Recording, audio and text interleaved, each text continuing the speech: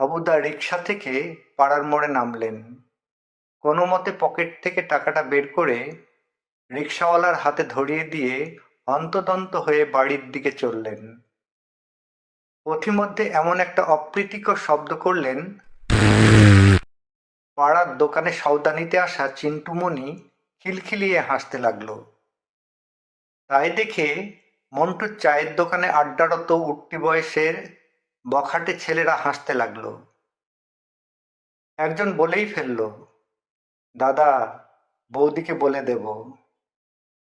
দাদা হনহন করে বাড়ির ভেতরে ঢুকে গেলেন সোজা টয়লেটে।